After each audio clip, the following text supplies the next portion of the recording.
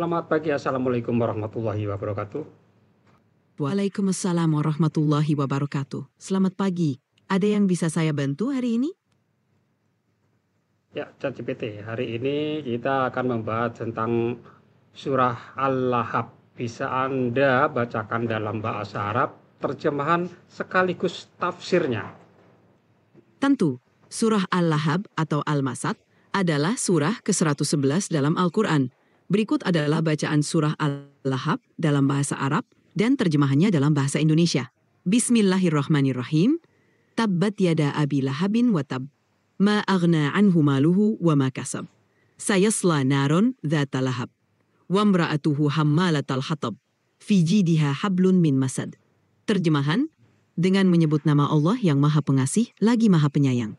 Binasalah kedua tangan Abu Lahab dan sungguh dia akan binasa. Tidaklah berguna baginya hartanya dan apa yang dia usahakan. Kelak dia akan masuk ke dalam api yang bergejolak.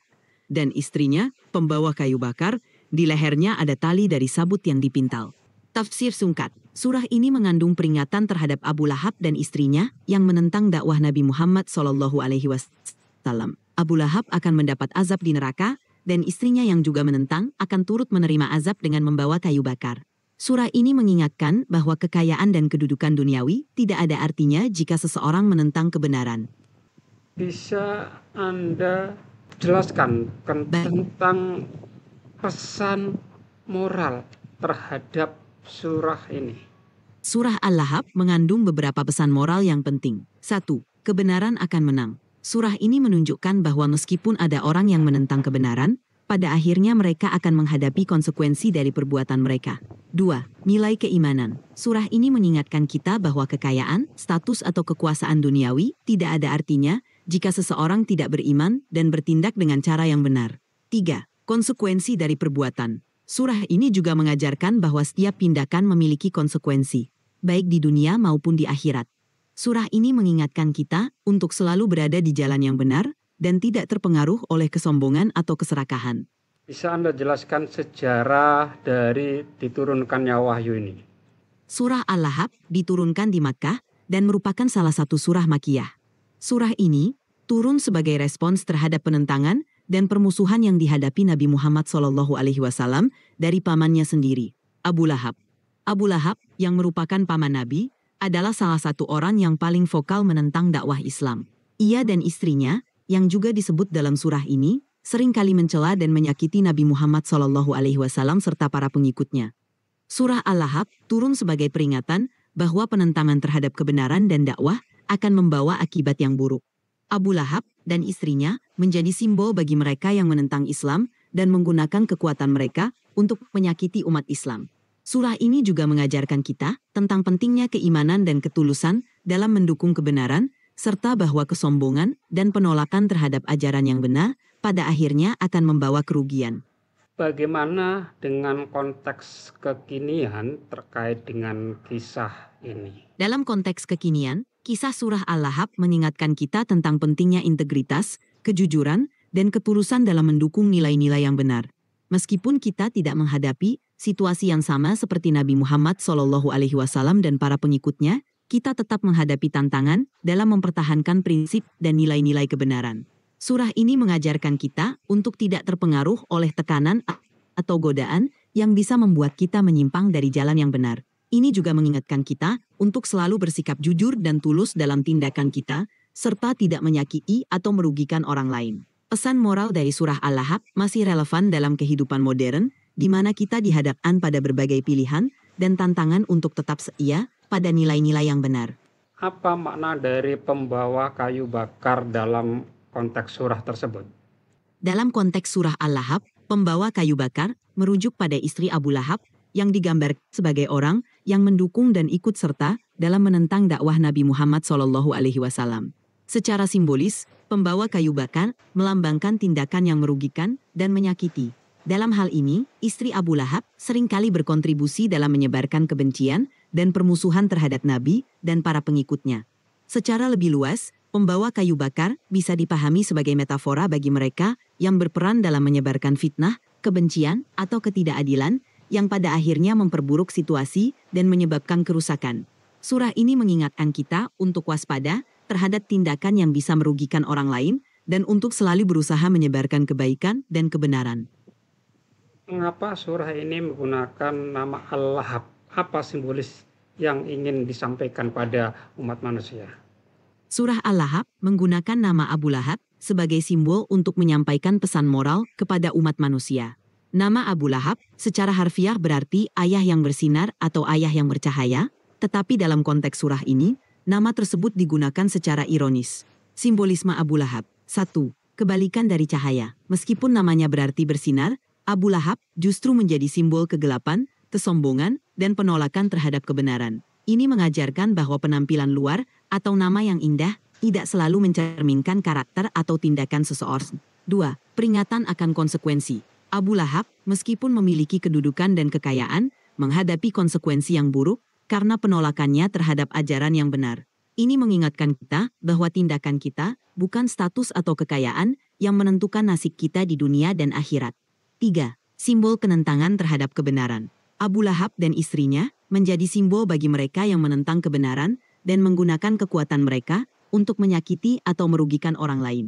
Dengan menggunakan nama Abu Lahab, surah Al-Lahab mengingatkan umat manusia untuk tidak terjerumus dalam kesombongan, penolakan terhadap kebenaran, dan tindakan yang merugikan orang lain. Ini adalah panggilan untuk hidup dengan integritas, kejujuran, dan mendukung kebaikan. Kata lahab dalam bahasa Arab secara harfiah berarti nyala api atau kemulusan, panas yang membara. Dalam konteks surah Al-Lahab, kata ini digunakan sebagai nama yang menggambarkan sifat Abu Lahab yang penuh dengan permusuhan dan keburukan, seperti nyala api yang membakar. Secara simbolis, Lahab mencerminkan sifat-sifat negatif seperti kebencian, permusuhan, dan kesombongan yang akhirnya membawa kepada kehancuran. Dalam surah ini, Abu Lahab disebut dengan nama tersebut untuk menunjukkan akibat buruk dari tindakan dan sikapnya terhadap Nabi Muhammad SAW serta ajaran Islam. Mengapa surah Al-Lahab ini di dalam mushaf Al-Quran diletakkan di ayat 111? Penempatan surah Al-Lahab sebagai surah ke-111 dalam mushaf Al-Quran tidak berdasarkan urutan kronologis turunnya wahyu, melainkan berdasarkan sistem penataan yang digunakan dalam penyusunan Al-Quran. Mushaf Al-Quran yang kita miliki saat ini disusun berdasarkan petunjuk dan bimbingan dari Nabi Muhammad SAW. Surah-surah dalam Al-Quran ditempatkan berdasarkan prinsip-prinsip tertentu yang telah ditetapkan, termasuk makna, tema, dan keterkaitan antara surah-surah tersebut. Surah Al-Lahab yang berisi peringatan tentang akibat buruk dari permusuhan terhadap Nabi dan ajaran Islam ditempatkan di urutan ke-111 sebagai bagian dari susunan yang mencerminkan pesan-pesan Al-Quran secara keseluruhan. Setiap surah dan ayat dalam Al-Quran memiliki kedudukan dan tujuan tertentu dalam menyampaikan pesan-pesan ilahi kepada umat manusia. Tadi Anda jelaskan bahwa dalam penyusunan surah dalam mushaf itu memiliki berdasarkan prinsip-prinsip tertentu. Bisa Anda jelaskan lebih detail prinsip-prinsip yang dimaksud? Penyusunan surah dalam mushaf Al-Quran didasarkan pada beberapa prinsip yang telah ditetapkan meskipun tidak semuanya diketahui secara rinci. Berikut beberapa prinsip umum yang diyakini berperan dalam penyusunan surah-surah tersebut. 1. Tatanan tematis. Surah-surah dalam Al-Quran seringkali dikelompokkan berdasarkan tema-tema tertentu seperti keimanan, hukum, kisah para nabi, dan lain-lain. 2. Urutan Makkiyah dan Madaniyah. Surah-surah diurutkan berdasarkan periode turunnya, apakah di Makkah, Makkiyah, atau di Madinah, Madaniyah.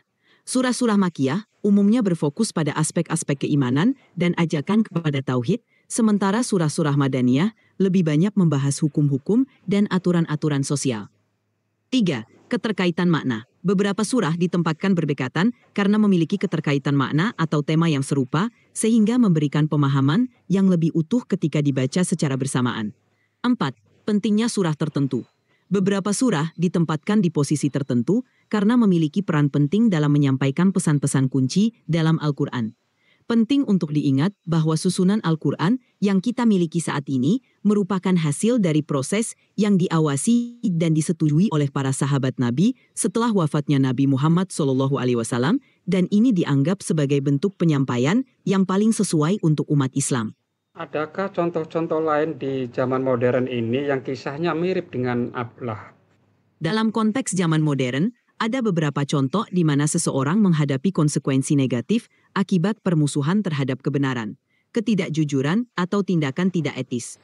Beberapa contoh ini bisa menjadi pengingat tentang pentingnya integritas dan kejujuran dalam kehidupan sehari-hari. 1.